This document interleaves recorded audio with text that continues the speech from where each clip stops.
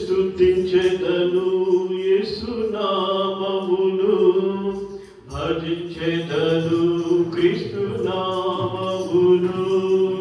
స్తుతికి యేసే యోగ్యుడని నిత్యం నిత్యం నే స్తుతించెదను, నే స్తుతించెదను యేసు నామమును. భజించెదను క్రీస్తు నామమును. స్తుతికి యేసే యోగ్యుడని నిత్యం నిత్యం నే స్తుతించెదను. మా ప్రభు కృపా ప్రేమ కనికరములు వారింపనే వారికి నరమౌనా.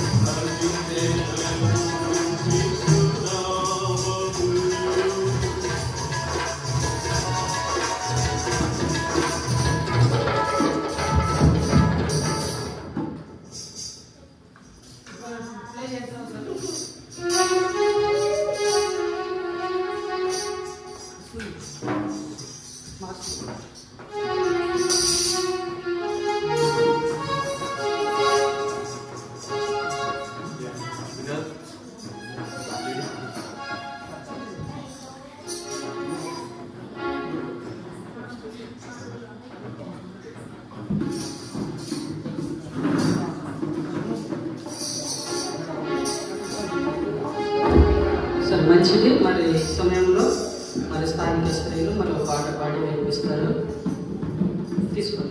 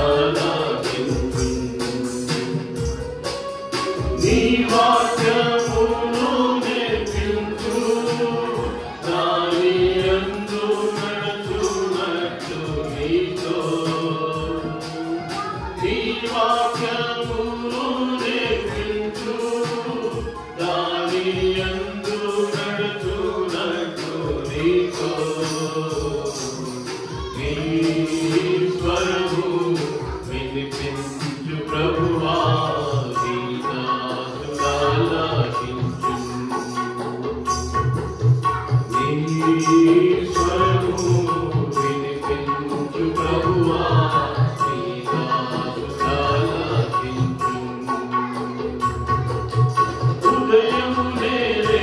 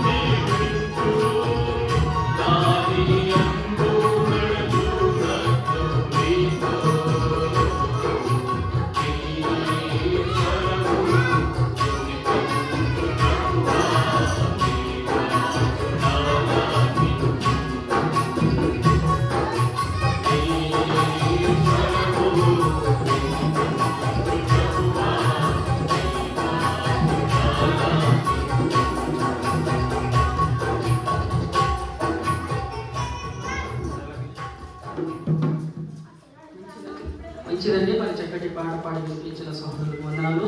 ఒక పాట, ఒక పల్లవి, ఒక చరణం స్త్రీలకి అవకాశం. ప్రార్థన ఒక పల్లవి, ఒక చరణాలకు ఇచ్చి మరి వాళ్ళకి ఒక పాట అవకాశం ఇస్తాం. మరొక పాట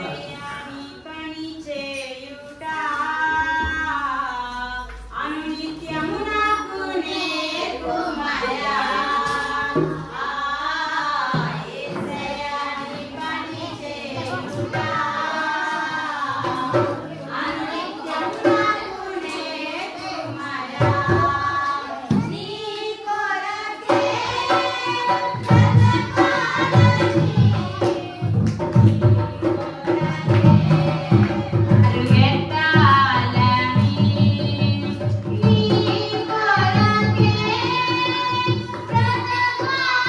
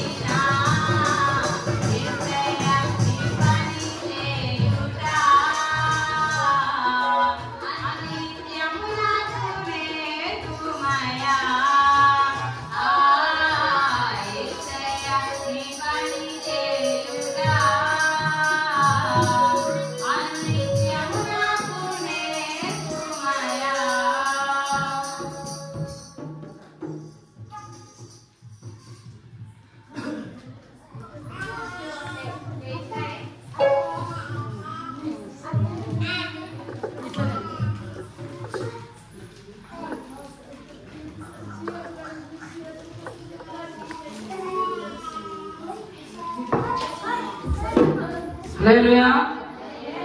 మంచిదండి. మరి ఇంతవరకు చక్కటి పాటలు పాడి దేవుని నామాన్ని కనపరిచాం. మరి ఇంకా ఇంటి దగ్గర ఉన్నవారు ఆలస్యం చేయక మరి త్వరగా ప్రభు సన్నిధికి రావాలని ప్రభు పేరిట మీ అందరికీ కూడా తెలియజేసుకుంటున్నాం. మరి చివరి పాట, మరి ఇంతటితో పాటలు ముగించబడుతున్నాయి. ఇదే చివరి పాట. మరి ఈ ప్రకటనలు గమనించి త్వరగా ప్రభు సన్నిధికి రావాలని ప్రభు పేరిట మీ అందరికీ కూడా తెలియజేసుకుంటున్నాను. సమయంలో మరి చివరి పాట దేవుని దాసుని మన మధ్యలో పాడి వినిపిస్తాను. సమయాన్ని వాళ్ళకి అప్పగిస్తాను.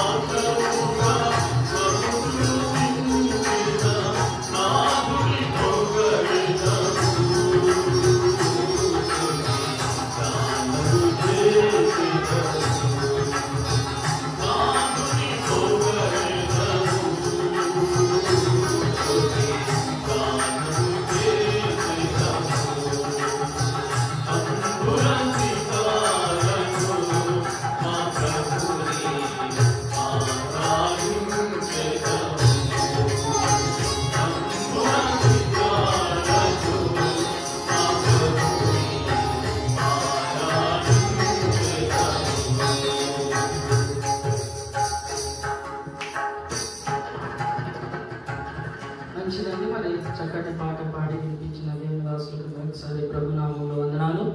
మరి ఇంతటితో పాటలు సమాప్తమైనది. మరి ముందు మనకి కొత్త వాక్య పరిచర్య, ఆ తర్వాత ఫిలిం ప్రాజెక్టు ద్వారా కూడా ఉన్నది కనుక సమయాన్ని దృష్టిలో పెట్టుకొని మరి ముందుకు కొనసాగుతున్నాం. మరి ఈ సమయంలో మరి చిన్న ప్రార్థన చేసుకొని ముందుకు కొనసాగా మన మధ్యలో దేవుని దాసులు మరి శ్రీధర్ గారు ఉన్నారు. మరి కొద్దిసేపు దేవుని వాక్యాన్ని వినిపిస్తారు. అందరూ మోకరించినట్లయితే మరి ప్రార్థన చేసుకుందాం. మన మధ్యలో దేవుని దాసులు యేసుపై ప్రార్థన చేస్తాం.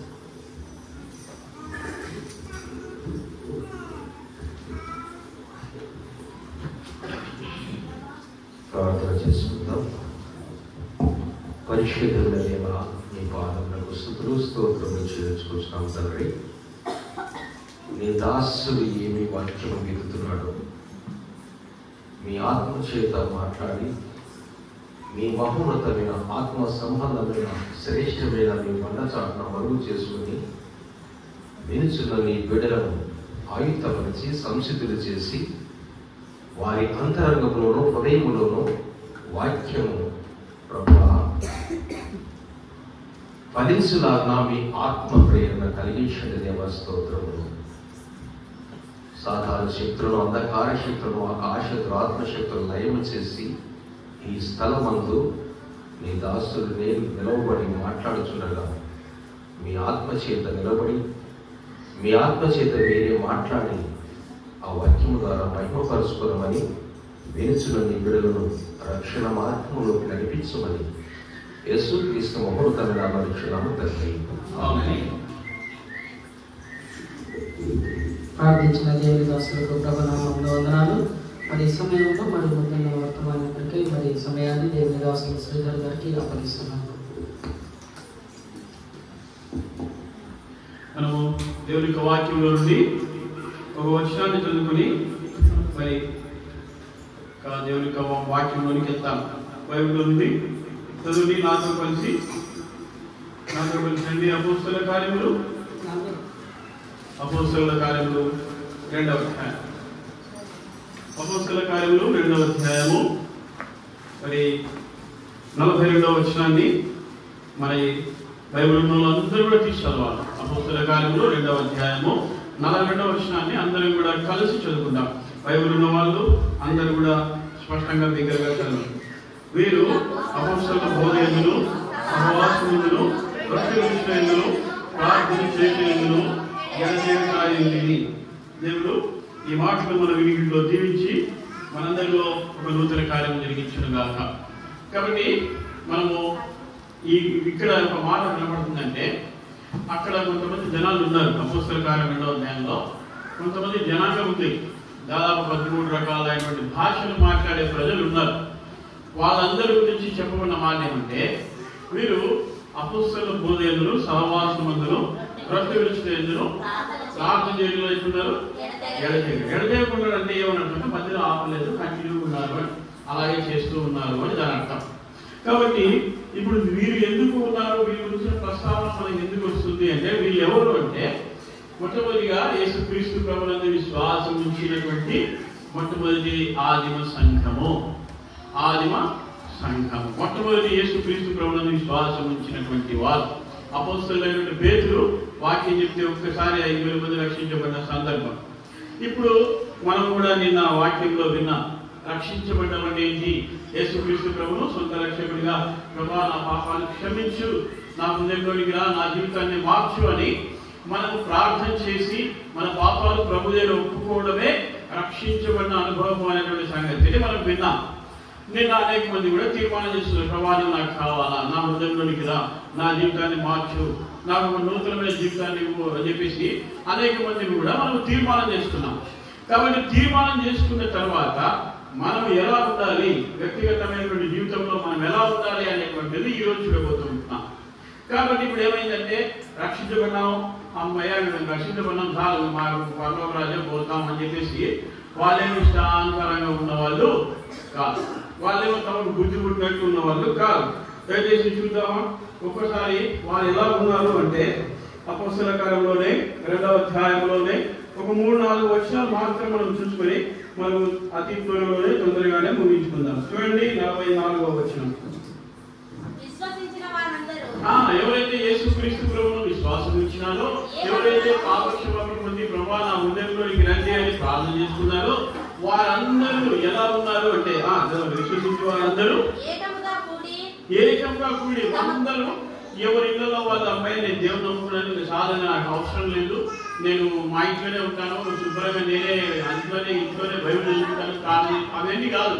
వారందరూ ఏం చేశారంటే ఏకంగా కూడి అంటే కలిసి వచ్చినారు, అందరూ చోటుకు వచ్చినారు.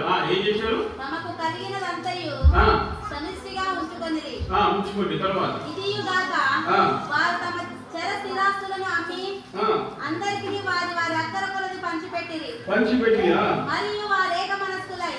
ఇక్కడ మనకు అవసరం వారు ఏక మనస్కులై. బాగా గమనించండి, యేసు క్రీస్తు ప్రభువునందు విశ్వాసం ఉంచిన వారికి ఉండాల్సినటువంటి జీవిత విధానాలు మనం చూస్తున్నాం.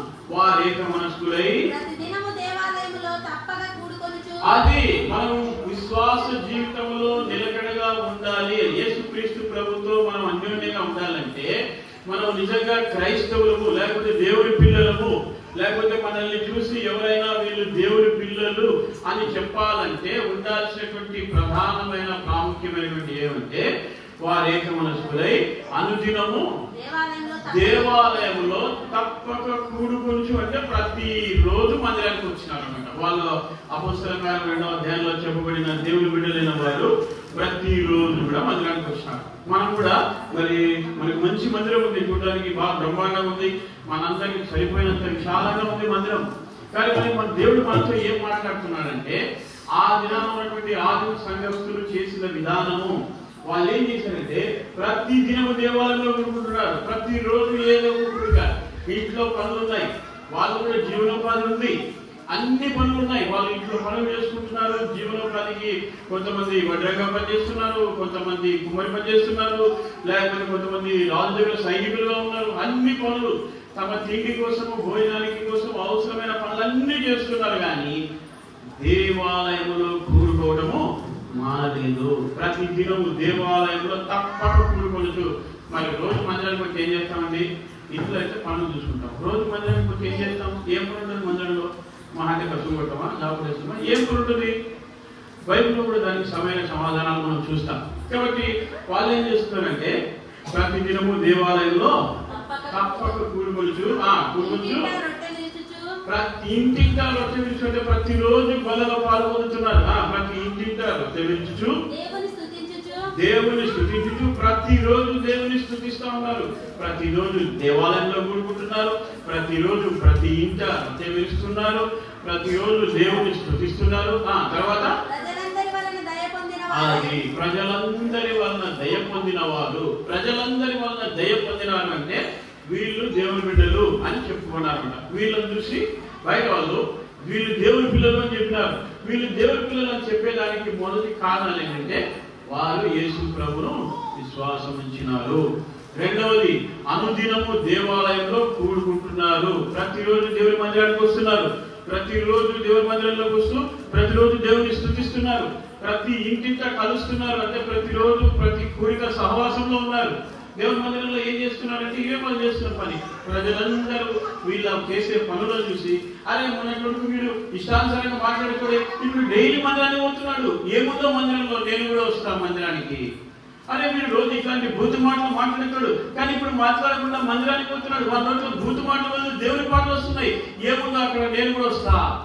ఆ రకంగా ఒక్కొక్కరు అరే వీడు నా ఎదురుగా ఇష్టానుసారంగా బతికినాడు, వాళ్ళ అమ్మని కొట్టాడు, వాళ్ళ నాయన కొట్టాడు, వాళ్ళ బతికెట్లుంది, తాగుబోతూ ఇష్టానుసారంగా ఉన్నాడు, వాళ్ళ బ్రతుకు మారిపోయింది, ఏముందో మందిరంలో మన బ్రతుకు మా ఎట్లా మారిందో నేను కూడా కనుక్కొని వాళ్ళతో పాటు మందిరానికి వస్తా. ఈ రకంగా వాళ్ళు వచ్చేసరికి వాళ్ళని చూసి చుట్టుపక్కల ప్రజలకు కూడా దయ వెళ్తుంది. వాళ్ళు కూడా మందిరానికి వస్తూ వచ్చారు. చదవండి తర్వాత ఆనందంతోను ఆనందంతో మందిరానికి వచ్చినారు. అంత బాగుంది, సంతోషంగా ఉన్నారు. కానీ ఇక్కడ వాళ్ళు ఏముంది? నిష్కపటమైన హృదయం. కనుక దేవుని బిడ్డలుగా మనకు ఉండాల్సింది ఏంటంటే ఎవరైనా మందిరానికి వస్తే వాడు పనిపోవాలని, వాడు బతికిట్లని, వాని గురించి నాకు తెలుదా అని ఒకరి మీద ఒకరు మనసులో ఎలాంటి భేదాభిప్రాయాలు, ఎలాంటి కోపద్రేకాలు మనలో ఉండకూడదు. వీళ్ళు ఏం చేస్తున్నారంటే నిష్కపటమైన హృదయంతోనూ నిష్కపటమైన హృదయంతో ఆహారం తీసుకుంటున్నారు. అంటే వాళ్ళు తినే తిండి యథార్థంగా నిష్కపటంగా తీసుకుంటున్నారు. సహోదరి మన జీవితాల్లో కూడా ఉండాల్సింది ఇదే. మనం కూడా విశ్వసించిన మనందరం కూడా ప్రతిదినము దేవాలయంలో కూడుకోవాలా. తర్వాత దేవాలయంలో కూడుకోవడం మాత్రమే కాదు, ఏం చేయాలా? మనము దేవుని స్తుతించే అనుభవంలో ఉండాలా. ప్రతి ఒక్కరు కూడా ఏక మనస్సు కలిగిన వారంగా ఉండాలి. సరే, ఇక్కడ అంతా బాగా ఉంది, మందిరానికి వచ్చి ఏం చేస్తామన్నా అని అడుగుతాం. ఇప్పుడు ప్రతిదినం దేవాలయంలో కూడుకుంటుంది కదా, ప్రతి దినము దేవాలయంలో వస్తున్నారు. ఏం చేస్తారు దేవాలయంలోకి వచ్చి? రండి, విలాపవాక్యములు ఒక వచనం చూడండి. విలాపవాక్యములు 1వ అధ్యాయము 3వ వచనం చివరిలో ఉంది. విలాపవాక్యములు 1వ అధ్యాయము 3వ వచనం. 3వ వచనమా చివరి భాగం విలాప వాక్యంలో దాని తరుమ వారందరూ నియామక కూటములకు అలా ఉంది చూడమ్మా. నియామక కూటములకు ఎవరు రారు. మందిరంలో ఏమున్నాయి? నియామక కూటములు ఉన్నాయి. ప్రతిరోజు మీటింగ్లు ఉన్నాయి, నియామక కూటాలు ఉన్నాయి. ఎవరు రావాలి? నియామక కూడికలు ఉన్నాయి, ఎవరు రావట్లే. సో ప్రతిదినం ఏం చేయాలంటే మనము నియామక కూటములు రావాలా. మేమైతే ప్రతిరోజు చర్చిపోయే వాళ్ళం. ఇప్పుడు కోవిడ్ తర్వాత కొన్ని కూడుకలు తగ్గినాయి కాబట్టి వెళ్ళలేకపోవడమే కానీ, లేకపోతే ప్రతిరోజు ఆదివారం ఉదయకాలం మొదలుకొని రాత్రి వరకు ఇంటికి పోయేది లేదు. ఉదయకాలము పొద్దు నుంచి మధ్యాహ్నం వరకు ఆరాధన, మధ్యాహ్నం తర్వాత సువార్త ఉంటుంది. బయటికి పోయి అందరికి యేసు ప్రభు గురించి చెప్పాలా. సువార్త అయిపోయిన తర్వాత మందిరానికి వస్తే మళ్ళీ సువార్త కూడిక ఉంటుంది. సువార్త కూడిక అంటే పొద్దున 8:30కో 8 గంటలకో మందిరానికి వస్తే రాత్రి 10 గంటలకు 11 గంటలకు ఇంటికి పోయేది. నా రోజు మందిరం తప్ప బయట వేరే పని ఉండేది లేదు. అలాగా మనం ఉండాలి. తర్వాత సోమవారం రోజు ఇప్పుడు నియామక కూడికలు అంటే ఉదాహరణ మనం చూద్దాం. ఇప్పుడు మీరే ఉన్నారు ఈ స్థలంలో. నియామక కూడికలు అంటే ఏమేమి పెట్టుకోవచ్చు ఉదాహరణ చూద్దాం. ఇక్కడ బైబిల్లో అనేక మంది కొన్ని చోట్ల ఏమైనా రాయబడిందంటే, లూదియా అనేటువంటి స్త్రీ ఉంది.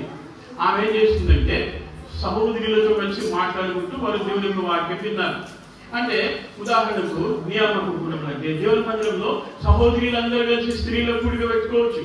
ఒకరు సహోదరులలో ఎవరైనా వాక్యం తెలిసిన వారిని అందరికీ వాక్యం పంచుకోవచ్చు. తర్వాత సంఘంలో పెద్దలు ఉంటారు.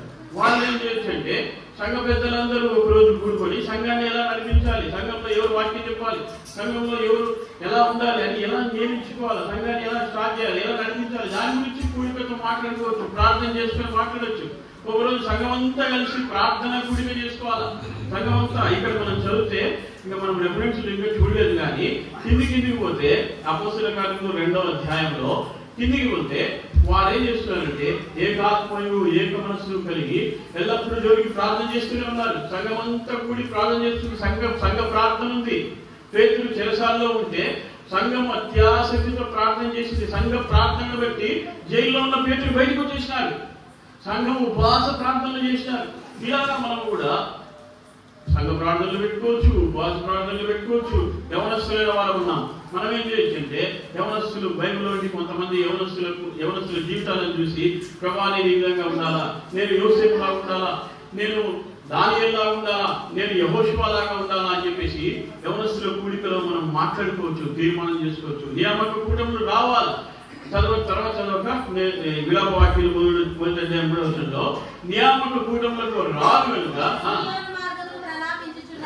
తర్వాత అదే నియామక కూటములు రానందుకు సీయోను మార్గములు ప్రలాపిస్తున్నాయి, పట్టణాల గుమ్మములన్నీ పాడైపోయాయి.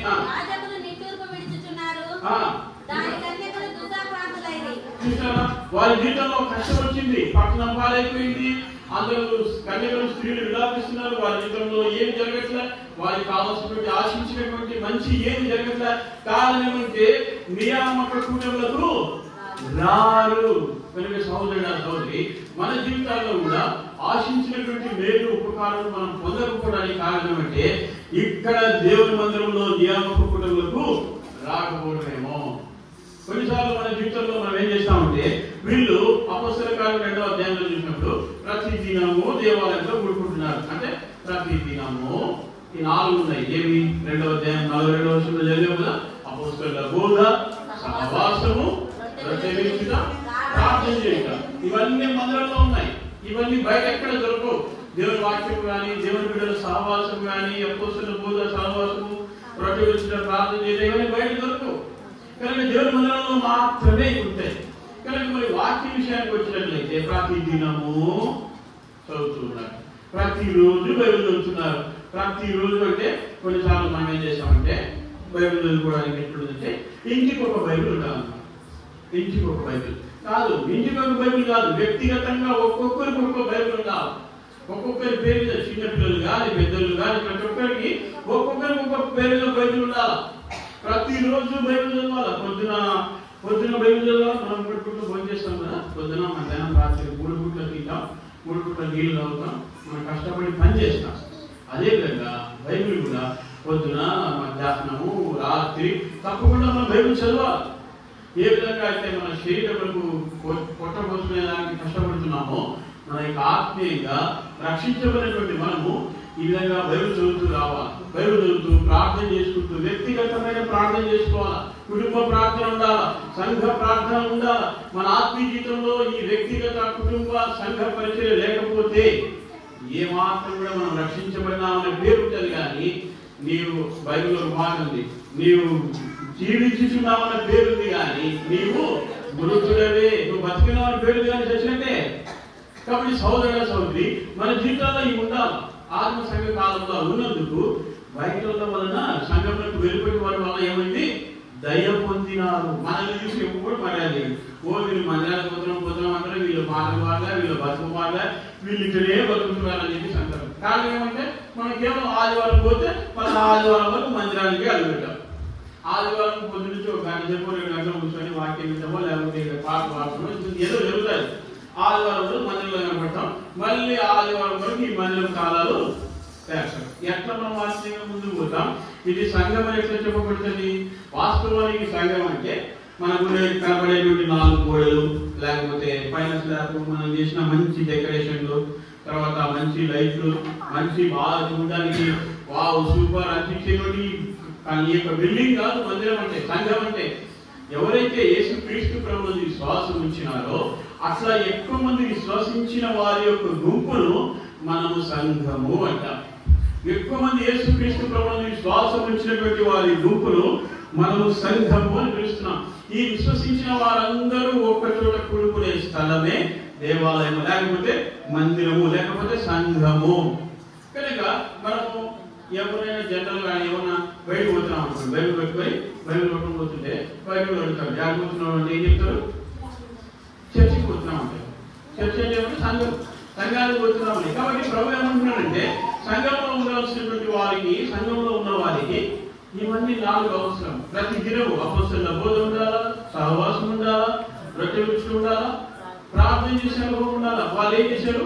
ప్రతి దినము దేవాలయంలో కూడుకుంటున్నారు. కనుక ఇంతవరకు మీ దగ్గర ఈ విధంగా దినం ప్రతిరోజు మందిరంలో కూడుకొని ప్రార్థన చేసుకొని సహోదరుల కూడికలు, యవనస్తుల కూడికలు, బైబిల్ స్టడీలు, మరి సంఘ ప్రార్థన, ఉపవాస ప్రార్థన, ఒకవేళ ఇవన్నీ ఉన్నాయో నాకేది తెలియదు. ఇవన్నీ ఉన్నాయో నాకు తెలియదు. కానీ ఈ రోజు నుంచి తీర్మానం చేసుకోండి, ప్రభావ నేను ప్రతిదినం దేవాలయంలో కలుస్తా, తప్పకుండా కనబడతా. ఇదిగో నియామక కూటములు పెట్టుకోండి, నియామక కూటంలోకి వస్తాం, అపొస్తలుల బోధ సహవాసంలో ఉంటాం. మనందరం కూడా సహవాసంలో ఉండాలి. చూడండి, ఇంకొక 2 వచనాలు చూసుకొని ముగించేదానికి ప్రయత్నం చేద్దాం. మొదటి యోహాను పత్రిక చదవండి. యోహాను రాసినటువంటి మొదటి పత్రిక 1వ అధ్యాయము 2-3 వచనాలు. ఆ జీవము ప్రత్యక్షమాయెను, తండ్రి యొద్ద ఉండి 3వ వచనం చదవండి. మాతో కూడా మీకును సహవాసము కలుగునట్లు, అది మాతో కూడా మీకును సహవాసము కలుగునట్లు మేము చూచిన దానిని వినిన దానిని మీకు తెలియజేసిన. ఇక్కడ నుంచి ప్రాముఖ్యమైన వచనం, దయచేసి జాగ్రత్తగా చదవండి. మన సహవాసమైతే అంటే మనందరము ఇక్కడ మందిరంలో కూడుకొని ప్రతిరోజు ప్రార్థన చేసుకుంటూ బైబిల్ చదువుకుంటూ ప్రతి దినము ఇలాగ మనము గనక సహవాసంలో ఉంటే, దేవుని బిడ్డలతో దేవుడితో కలిసి సహవాసంలో ఉంటే, తండ్రితో కూడా అంటే పరలోకమున తండ్రితోను ఆయన కుమారుడైన యేసుక్రీస్తుతో కూడాను ఉన్నది. మనము రోజు మందిరానికి రావడం ద్వారా, రోజు బైబిల్ చదువుకుంటూ ప్రార్థన చేసుకుంటూ ఈ విధంగా కనపడడం ద్వారా దాని అర్థం ఏంటంటే మనము దేవుడితో సహవాసం కలిగి ఉంటాం. దేవుడితో సహవాసం ఉంటాం. 7వ వచనం చదవండి. 7వ వచనం.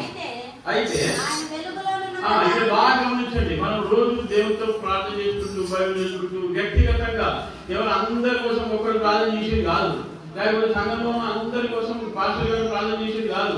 పాస్టర్ గారు మన కోసం చేసుకుంటారు, మనం మన కోసం చేసుకోవాలి. వ్యక్తిగతంగా ఒక్కొక్కరు ప్రార్థన చేసుకుంటే ఏమైతే చూడండి, మనము ఆయన వెలుగులో ఉన్న ప్రకారము మనము కూడా వెలుగులో నడిచిన ఎడల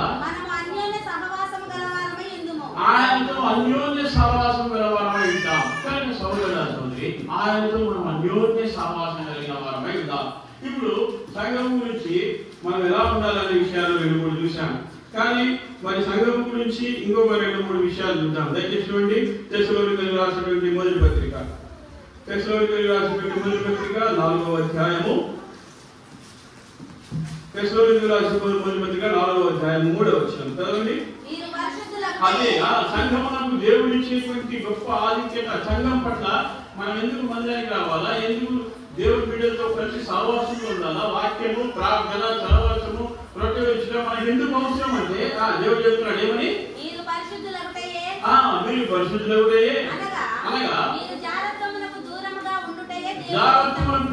ఉండుటయే దేవుడి చిత్తము. సహోదరుడా సహోదరి, మన జీవితాల్లో పరిశుద్ధత ఎంతో ప్రాముఖ్యమైనది. మీరు పరిశుద్ధులవుటయే అనగా జారత్వములకు దూరంగా ఉండడం దేవుడి చిత్తం అంటారు. కాబట్టి సంఘముగా ప్రభు మనకు చెప్పేది ఏంటంటే మీరు పరిశుద్ధంగా ఉండండి.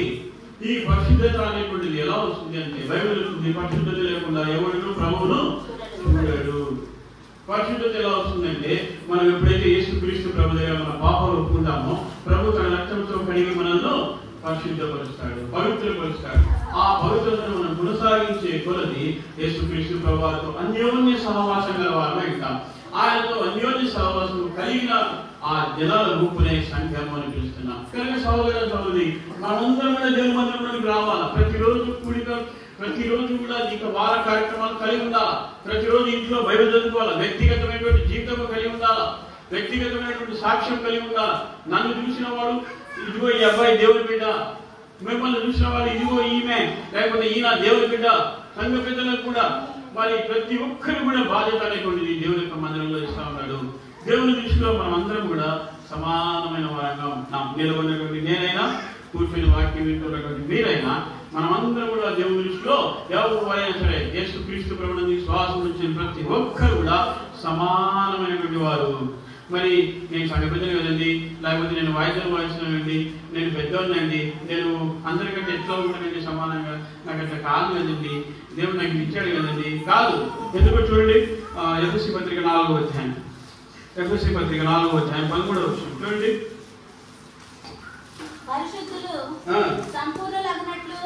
ఎందుకు దేవుడు మనకి వచ్చి మందిరాన్ని ఇచ్చినాడు, ఎందుకు ఇంతమంది మన దగ్గర పాటలు పాడేవాళ్ళు, వాక్యం చెప్పేవాళ్ళు ఇంతమంది ఎందుకు వస్తున్నారంటే చదవండి.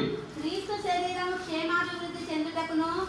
శరీరము క్షేమాభివృద్ధి చెందుటకును పరిచర్య ధర్మం జరుగుటకును కొందరిని అపోస్తలుగాను, కొందరి ప్రవక్తలుగాను, కొందరి సువార్తికులుగాను, కొందరి కాపరులుగాను, ఉపదేశకులుగాను నియమించాలే గాని అందరూ ఒకడు గొప్ప ఒకరు తక్కువ అని చెప్పలే. అందరూ సమానమే. మనమందరం కూడా సమానమైన వారమే. దేవుని దృష్టిలో నిన్ను రక్షించిన యేసుక్రీస్తు ప్రభువారే నన్ను కూడా రక్షించినాడు. నన్ను తన రక్తంతో కడిగిన ప్రభువే తన రక్తంతో మిమ్మల్ని కూడా కడిగాడు. కాబట్టి మనందరం సమానమే. అయితే మనందరం సమానమే అయినప్పటికీ మనం ఎక్కడ వ్యత్యాసం ఉంటుందంటే మనము ప్రతి దినము వ్యక్తిగతముగా దేవుని బిడ్డలో పాల్గొనేటువంటి దేవుని సన్నిధిలో గడిపే దాంట్లో తేడా వస్తుందన్నమాట. కాబట్టి మనము ఇంటికి ఒక బైబిల్ కాదు, వ్యక్తిగతంగా ఎవరికి వాళ్ళకి బైబిల్ ఉండాలి. ఎవరికి వాళ్ళు మన స్కూల్లో పుస్తకాలు సార్ మా ఇంట్లో ఒక సెక్యూరిటీ చాలు చేశారంటే కాదు. ఒక 10 మంది పిల్లలు ఉన్నారనుకోండి, ఒక క్లాస్ రూమ్లో 10 మంది పిల్లలు ఉంటే ఈ 10 మంది పిల్లలు కలిపి ఈ పాఠ్య పుస్తకాలు ఇస్తారా? ఇయ్యరు. ఒక్కొక్కరికి ఒక్కో పుస్తకం ఉంటుంది, ఒక్కొక్కరికి ఒక్కో సెట్ ఇస్తారు చదువుకునేదానికి, ఒక్కొక్కరికి ఒక సెట్. అలాగే ఇంట్లో 10 మంది పిల్లలు ఉన్నారు అనుకోండి, ఉదాహరణకు అందరూ వచ్చి 10 మంది ఉన్నారు. పండుగ వస్తే ఒక్కరు కుట్టించుకొని, ఒక్క బట్టలు కుట్టించుకొని ఏం చేస్తారు? గంట కొట్టేసుకోండి అని చెప్తారా? ఒక జత కొట్టు. ఉదాహరణకండి మా లందరూ 10 మంది ఉన్నారు అనుకోండి, నా ఇంట్లో ఒక కొత్త జత కొని బాబు ఈ కొత్త బట్టలు కుట్టించినాము, ఒక్కొక్కరు కూడా గంటకు ఒకసారి వేసుకోండి అని చెప్తారా? ఎంతమంది ఉంటే అన్ని కొత్త బట్టలు కొంటారు. అట్లాగే బైబిల్ కూడా ఎంతమంది ఉన్నారో అన్ని బైబిల్ మన ఇంట్లో ఉన్నారు. అన్ని బైబిల్ మన ఇంట్లో పాఠ్య పుస్తకాలు మన ఇంట్లో ఉండాలి. అంతమంది ఒక్కొక్కరు కూడా బైబిల్ చదవాలి. కాబట్టి ఒక్కొక్కరు బైబిల్ చదువుకొని ఈ విధంగా ప్రార్థనలో వెళుతూ ఉండాలి. యేసుక్రీస్తు ప్రభువారు కూడా రాత్రిపూట అరణ్యాలకు వెళ్ళి, అడవులు వెళ్ళి ఒంటరిగా ప్రార్థనలు చేసేవాడు. ఒంటరిచేటువంటి ప్రార్థన చేసేవాడు. మనం కూడా ఒంటరి ప్రార్థన అవసరం. ముఖ్యంగా సహోదరులు సంఘ పెద్దలైనా ఎవరైనా, ముఖ్యంగా సంఘ పెద్దలకు కూడా సహోదరి సంఘం గురించినటువంటి మీ బాధ్యత చాలా ప్రాముఖ్యమైనది. సంఘం నష్టపోయిందంటే దేవుడు ముఖ్యంగా అడిగేది సంఘ పెద్దలనే. సంఘ విషయమే బాధ్యత. ఏం చేస్తున్నావు? మన జీవితాలే సరిగా లేకపోతే, సంఘాన్ని పట్టించుకోకపోతే నాశనం వచ్చేది. సంఘముకు 10 రూపాయల శిక్ష ఉంటే సంఘ పెద్దలుగా ఉన్న వాళ్ళకి 100 రూపాయల శిక్ష ఉంటుంది. సంఘాన్ని జాగ్రత్తగా చూసుకోవాల్సింది, తప్పుడు బోధల నుండి కాపాడాల్సింది, సంఘంలో నుండి ఎవరు బయటకు పోకుండా అందరూ కూడా యేసుక్రీస్తు ప్రభు వారి దగ్గరికి నడిపించాల్సింది సంఘ పెద్దలే. బాప్తిసం ఇచ్చి యోహాను తన వెంబడి 2 శిష్యులు వస్తున్నారు. 2 శిష్యులు తన ఎంత వస్తుంటే, నారంటే కాదురా, ఇదిగో లోక పాపములు మోసుకుని దేవుడి గొర్రె పిల్ల, ఆయన వెంబడించండి అని ఆయన వెంబడి పంపించినాడు. సంఘంలో ఉన్నటువంటి వారందరూ కూడా, సంఘం అంతటి కూడా నడిపించాల్సింది యేసు ప్రభు వారి వ్యక్తికి. అంతేగాని నాకు అనుకూలంగా కొంతమంది, ఇంకొకరికి అనుకూలంగా కొంతమంది అట్లా ఉండేదానికి కాదు. సంఘ సభ్యులందరూ కూడా, సంఘ పెద్దలు కానీ ఎవరైనా కానీ వారి బాధ్యత ఏంటంటే సంఘాన్ని దేవుడి వైపు నడిపించడమే బాధ్యత. కనుక సహోదరుల ముఖ్యంగా మీ కుటుంబాల కొరకు వ్యక్తిగతంగా ప్రార్థన చేయండి. మీ పిల్లల కోసం రోజు గంటల ప్రార్థనలో గడపండి. రోజు గంటల వాచ్మెన్ జాన్లక్ష్మి వారి పిల్లలు, జాన్లక్ష్మి వాళ్ళ అమ్మ వాళ్ళ పిల్లలు 14 మంది పడుతుంది. ఒక్కొక్కరి కోసం ప్రతిరోజు పొద్దున 10 నిమిషాలు ఒక్కొక్కరి కోసం ఆ విధంగా ప్రార్థన చేస్తున్న కారణంగా గొప్ప గొప్ప దైవజనులైనటువంటి వారు వచ్చినారు. కనుక తల్లిదండ్రులారా, మీ పిల్లల విషయంలో కూడా మీరు జాగ్రత్త కలిగి ఉండండి. పిల్లలకు దేవుని యొక్క వాక్యం నేర్పించాలని బైబిల్ చెప్తుంది. తల్లిదండ్రులారా, మీ పిల్లలకు దేవుని వాక్యం నేర్పించండి. వాళ్ళు ఇప్పుడే ఈ చిన్న వయసులోనే వారిని సరైన మార్గంలో దేవుని మందిరం వైపుగా, దేవుని పిల్లల వైపుగా నడిపించండి. మా అమ్మ ఏం చెప్పిందంటే, నువ్వు ఇంటికి రాకపోయినా కూడా మందిరంలోనే ఉండు, తింటావో తినవో అనవసరం, మందిరంలోనే ఉండు, నువ్వు రానక్కర్లా. నేను రోజుకు ఒకసారి మందిరానికి వస్తే 4-5 రోజులన్నా ఇంటికి పోయేది లేదు. మందిరంలోనే గడిపేదానికి ఎక్కువ ఇష్టపడుతూ ఉండేవాడిని. ఆ రకంగా తల్లిదండ్రులు మీ పిల్లల్ని పెంచండి. ఏం చూద్దాంలే, మళ్ళీ చూద్దాంలే అని వాళ్ళని సినిమాలో తీసుకుపోయేది, షికార్లో తీసుకుపోయేది, ఇది కాదు. దేవుని మందిరానికి నడిపించండి. అనేక మంది మీ సంఘంలో కూడా దేవుని పిల్లలకు సండే స్కూల్ ఏర్పాటు చేసుకోండి. పెద్దలకు ఈ విధంగా ఆరాధనలు, పాటలు, వాక్యం ఉంటాయి. పిల్లలకు కూడా సండే స్కూల్ పాటలు ఉంటాయి. సండే స్కూల్ నుంచి ఒకరోజు యోసేపు గురించి, దానియేలు గురించి, యెహోషువ గురించి పిల్లలకు నేర్పించండి. సండే స్కూల్ ఎంత ప్రాముఖ్యం ఏంటంటే, భవిష్యత్తులో ఈ సంఘం దేవుని కొరకు సేవపరచబడాలన్నా, మీ పిల్లలు క్షేమంగా ఉండాలన్నా, మీ పిల్లల ద్వారా మీ కుటుంబము అనేక మంది బాగుపడాలన్నా ప్రాముఖ్యమైనటువంటి సండే స్కూలే. తర్వాత యవనస్తులారా, యవన దశలోనే ఉన్నారు. యవన దశలో లోకంలో ఇష్టానుసారంగా పడిపోయే అవకాశం ఉంటుంది. తప్పుడు చూపులు చూసి తప్పుడు మార్గాల్లో వెళ్ళిపోయేదానికి అవకాశం ఉంటుంది. దాని నుంచి తప్పించుకోవాలంటే ఒకే ఒక్క మార్గం, యవనస్తులు దేవుని చేత తమ నడతను శుద్ధిపరుచుకుందరు. నీ వాక్యమును బట్టి దాన్ని జాగ్రత్తగా చూసుకుంటేనే కదా. యవన సహోదరుడా, సహోదరి, నీ బ్రతుకుల్లో ప్రతిరోజు దేవుని యొక్క వాక్యం అనుసరించకుండా నడవద్దు. ఒక భక్తుడు ఉన్నాడు. ఆ భక్తుడు ఎంత గొప్పవాడంటే, ప్రభా ఈరోజు నేను ఎక్కడికి పోవాలా అంటే, ఫలానా చోటుకి పోయి దేవుడు చెప్తే ఆ రకంగా పోతూ ఉండేవాడు. వ్యక్తిగతంగా దేవుడితో దగ్గర సంబంధం కలిగి ఉన్నాడు. ఒకరోజు ఆయన ఒక ఊరికి పోతున్నాడు. ఆ ఊరికి పోతుంటే, ప్రభా నేను ఆ ఊరికి పోవాలంటే, ఆ ఊరికి పో అన్నాడు. ఆ ఊరికి పో అంటే ఎవరిని కలవాలా? ఒక ఊరికి పోమంటున్నావు, బాగానే ఉంది, ఎవరిని కలవాలా, ఏం పనిలో పోవాలంటే, నువ్వు ఆ ఊర్లోకి పో, ఒక అతను ఆ ఊర్లో అంతట్లో రోడ్డు మీద ఒక్కడే నడుచుకుంటూ వస్తుంటాడు. ఆ నడుచుకుంటూ ఎవరైతే వస్తారో వాళ్ళు ఎప్పటికీ ఆ ఇంట్లోకి పో అన్నాడు. ఆయన అదే విధంగా వెళ్తే వాళ్ళు ఈయన కోసం ఎదురు చూస్తున్నారు. అన్నా మీరు వచ్చినారా, మీరు ఇంకా రాలేదని ఎదురు చూస్తున్నారు, మీరు వచ్చినారని చెప్పేసి ఆ ఇంట్లో కూటమి ఏర్పాటు చేసుకున్నారు.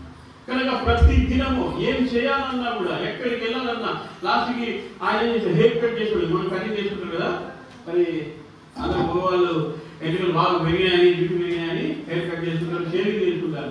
ఆయన షేవింగ్ చేసుకోవడానికి కూడా, ప్రభా ఈరోజు షేవింగ్ చేసుకుంటున్నా అంటే, వద్దు ఈరోజు కాదు రేపు, ప్రభా వద్దు ఈరోజు కాదు రేపు, అట్లా కొన్ని రోజులు అయిన తర్వాత ఈ రోజు షేవింగ్ చేసుకోవడానికి వెళ్తే, ఆ రోజు షేవింగ్ చేసేటప్పుడు ఆ షేవింగ్ చేసే అతను కూడా ఈయన మా సువార్త విని ఆయన కూడా రక్షించబడ్డాడు. ఆయన కూడా రక్షించబడి ఫ్రీగా షేవింగ్ చేసేసి డబ్బులు తీసుకున్నాడు. అంటే దాని అర్థం ఏంటంటే, ప్రతి దినము తాను ఏమి చేయాలన్నా, ఎలా బ్రతకాలన్నా దేవుని చిత్తాన్ని కనుక్కుంటూనే వచ్చాడు. తన జీవితంలో ఏదైనా సొంత ప్రయత్నంతో, సొంత ఆలోచనతో ఏది కూడా చేయలేదు. తద్వారా ఎంతో మంది ఆయన ద్వారా మేలు పొందిన వారుగా ఉన్నారు. కనుక సహోదరుడు, సహోదరి, నేను కూడా దీన్ని తెలియజేసేదంటే, నేను కూడా వ్యక్తిగతంగా ప్రతి దినము ప్రార్థన చేసుకుంటాను, బైబిల్ చదువుకుంటాను, వ్యక్తిగతంగా దేవునితో గడుపుతూ ఉంటాను. కనుక మీరందరూ కూడా నేను చేసే మనం ఇదే. పిల్లలకు సండే స్కూల్ పెట్టుకోండి, యవనస్తులు గుడిగా పెట్టుకోండి. తర్వాత కొన్ని స్థలాల్లో వీడియోస్లు జరుగుతూ ఉన్నాయి, మీరు కూడా వీడియోస్ పెట్టుకోండి. లేకపోతే వీడియోస్ జరిగే స్థలాలకు మీ పిల్లలు మీరు కూడా వెళ్ళండి. వాళ్ళ క్షేమం కొరకు, మీ పిల్లల కొరకు ఇప్పుడు కనుక మీరు ప్రయాసపడకపోతే భవిష్యత్తులో వాళ్ళు మీ చేయి దారిపోయారంటే ఇంకా దొరకరు. ఎంతమందిని చూడాలా, మా పిల్లలు చెప్పిన వాడిని మొన్న ఒక చోటికి పరిచయం వెళ్ళినా, ఓ చోట పరిచయం వెళ్తే ఆ వానికి వచ్చిన నేను ఏడ్చుకుంటూ చెప్తాను, నేను నా కోసం ప్రార్థన చేయను అంటే. ఏమంటే అంటే నా కొడుకు చనిపోయినాడు, నేను చనిపోయినాడు, అయ్యో పాపం ఎట్లా అంటే చనిపోయినాడు. చనిపోకముందు నేను ఎన్నోసార్లు చెప్పిన, ఇష్టానుసారంగా బ్రతికేవాడు, వద్దురా, మంచిగుంటురా, చేయొద్దురా, ఇష్టానుసారంగా బతుకొద్దురా, నీ ఆరోగ్యాన్ని పాడు చేసుకోవద్దురా, ఎన్నోసార్లు తల్లి చెప్పింది. వినలా హఠాత్తుగా నాశనం అయిపోయినాడు, హఠాత్తుగా చనిపోయినా. కనుక తల్లిదండ్రులారా, మీ పిల్లలు ఇబ్బంది పడతా ఉంటే దానికి కారణం మీరే అవ్వచ్చు. సంఘ ప్రజలారా, సంఘంలో కనుక ఇబ్బందులు ఉంటే ఆర్థికపరమైన డబ్బుల కోసం నేను చెప్పట్లేదు, డబ్బుల కోసమో నేనేం చెప్పట్లేదు. నేను చెప్పేదంతా కూడా వాక్యం ఆధారం చేసుకుని సంఘం ఎలా ఉండాలి, సంఘము యేసుక్రీస్తు ప్రభు రాకడ వరకు ఎలా సిద్ధపరచబడాలి, ఇవే క్రైస్తవ జీవితానికి ప్రధానమైనటువంటి సూత్రాలు. మన జీవితంలో వ్యక్తిగత ప్రార్థన, వ్యక్తిగత ఆరాధన సంఘంలో ఉండాలి. సంఘంలో మన యొక్క వ్యక్తిగత జీవితం సంబంధించినటువంటి వ్యక్తిగతమైనటువంటి బల్ల అందరూ స్తుతించినట్లే అందరూ బలలో పాల్గొనేదానికి లేదు. ఈ బల్ల వ్యక్తిగతమైంది, స్తుతి ఆరాధన వ్యక్తిగతమైంది, క్రైస్తవ విశ్వాస జీవితము వ్యక్తిగతమైంది. ఆ విధంగా దేవుని అంగీకరించిన బిడ్డలందరూ కలిసి ఒక సంఘముగా మనం అందరం కూడా దేవునికి అనుకూలమైనటువంటి జీవితమును మనం జీవించాం. ఈ రకంగా చూడండి, మనం ఒక 2 వచనాలు చదువుకొని ముగిద్దాం. అపోస్తలుల కార్యములు 2వ అధ్యాయంలోనే మనం చదివిన వచనాలనే మరోసారి మనం చదువుకుంటాం. అపోస్తలుల కార్యములు 2వ అధ్యాయం 42వ వచనం చదవండి మరోసారి.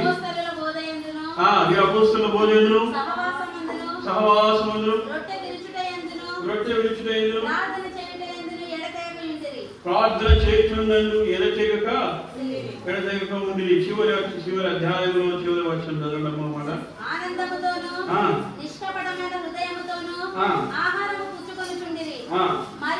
మరియు ప్రభువు రక్షణ పొందుచున్న వారిని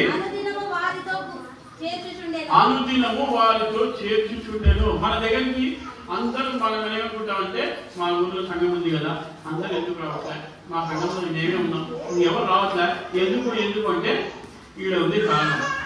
ప్రభువు అనుదినము రక్షణ పొందుతున్న వారిని వారిలో చేర్చుచుండెను.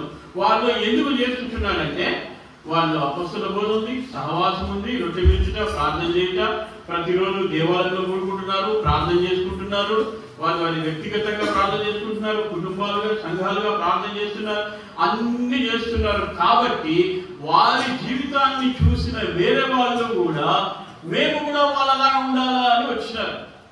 మరి ఇన్ని సంవత్సరాల నుంచి మందిరంకి వస్తున్నటువంటి మీకు మనకు దేవుడు అడిగే ప్రశ్న ఏమంటే, ఇన్ని సంవత్సరాల నుంచి మందిరానికి వస్తున్నారు, ఇక్కడ పరిచయం చేస్తున్నారు, ఎవరైనా మనల్ని చూసి మందిరానికి వచ్చినారా? ఎవరైనా మనల్ని చూసి నేను పలానా సహోదరులాగా భక్తి కలిగి ఉండాలని ఎవరైనా వచ్చినారా? మన జీవితాలు అలా ఉండాలి. మన జీవితాలు అలా లేకపోతే మనం సంఘానికి వచ్చినా, మందిరానికి వచ్చినా, పాటలు పాడినా, లేకపోతే ఏ జరిగినా, పరిచయం చేసినా, బాధ్యత ఉన్నా లేకపోయినా అంతా వ్యర్థమే. కనుక సహోదరి, ఈ రాత్రి ప్రభు మీతో మాట్లాడే సంగతి ఏంటంటే, నీవు వ్యక్తిగతమైనటువంటి క్రైస్తవ జీవితం వ్యక్తిగతమైంది కనుక ఆ వ్యక్తిగతమైనటువంటి క్రైస్తవ జీవితాన్ని జాగ్రత్తగా చూసుకోవాలని మనం చేస్తున్నాం. జాగ్రత్త కలిగిన వారే ఉండాలని కోరుతున్నాం. దయచేసి మోకరించి ప్రార్థన చేసుకుందాం. మరి కాసేపట్లో ఆ యొక్క ప్రొజెక్టర్ ద్వారా స్క్రీన్ లో చూడబోతున్నాం. దానికంటే ముందు ఒక చిన్న ప్రార్థన చేసుకుందాం. దయచేసి మోకరించండి. ఒక నిమిషంలోనే మరి ఆ యొక్క వాక్యం అందించబడుతుంది. ప్రార్థన చేసుకుందాం. ప్రేమగల ప్రభువు తండ్రి యేసుక్రీస్తు మా రక్షకుని పరిశుద్ధమైన నామమున నీకు వందనములు, స్తోత్రములు. ప్రభువా, క్రైస్తవ జీవితంలో దేవుని బిడ్డలుగా సంఘముగా మేము ఎలా ఉండాలో మాకు వినిపించిన కొన్ని మాటలను బట్టి నీకు ఎంతో వందనాలు. ఇదిగో తండ్రి, కుటుంబాంలో నీ సంఘము కూడా తండ్రి ఈ రకంగా ఆదిమ సంఘం వలె, అపోస్తల కార్యం 2వ అధ్యాయంలో చెప్పబడిన సంఘం వలె అపోస్తలుల బోధ, సహవాసము, రొట్టె విరుచుట, ప్రార్థన చేయుట అనే వాటన్నిటి యందు ఎడతెగక నిలకడగా ఉండేదానికి సహాయం చేయండి. ప్రభువా, ఇక్కడ మోకరించిన ప్రతి ఒక్కరు వ్యక్తిగత ప్రార్థనలు, కుటుంబ ప్రార్థనలు, సంఘ ప్రార్థనలు కలిగి ఉండేదానికి సహాయపడండి. చిన్న పిల్లలు కూడా మీరు దీవించండి, ఆశీర్వదించండి. చిన్న పిల్లల కొరకు సందేశం వీడియోస్ అవన్నీ ఏర్పాటు చేయడంలో సహాయపడండి. యవనస్తుల కూడికలు ప్రభా వీరందరూ కూడా ప్రతిదినము దేవాలయంలో కూడుకుంటూ నిన్ను సంతోషపెట్టడానికి సహాయపడండి ప్రభా. అనేకులకు మాదిరికరంగా చేయమని బ్రతిమలాడుతున్నా. పరిశుద్ధమైన జీవితం జీవించుటకు సహాయం చేయమని ప్రార్థిస్తున్నా. నీ చేతి కృపను గ్రహించమని యేసుక్రీస్తు ప్రభు ప్రశస్తమైన నామమున ప్రార్థించి స్తుతించి అడిగి వేడుకుంటూ వందనం చేస్తున్నాం తండ్రి. ఆమేన్. హల్లెలూయా హల్లెలూయా. కొంచెం ముందుకు ఇట్లా సైడ్ సరిపోతుంది స్క్రీన్ మరి కనపడేటట్టుగా మంచిదండి. మరి ఇంతవరకు దేవుని దాసులు వినడం మాటలు తర్వాత సర్దుతుందండి. వేడి కొంచెం మాట వినండి. వినడం దేవుని దాసులు ఇంతవరకు రక్షింపబడిన తర్వాత మరి ఏ విధంగా ఉండాలి, ఏ విధంగా నడుచుకోవాలి, సంఘ సహవాసం ఎట్లా, సంఘ కూటములు ఎట్లా, మరి ఏ రకంగా అనే విషయాలు తెలియపరిచాడు. అందుని బట్టి ఒక మాట చూడండి. 30 నిమిషాలు ఒక మాట చూడండి. యోబు గ్రంథము 33వ అధ్యాయము, యోబు గ్రంథము 33వ అధ్యాయము 14వ వచనం. దేవుడు ఒక మారే పలుకును, దేవుడు ఒక మారే పలుకును, రెండు మార్లు పలుకును, రెండు మార్లు పలుకును,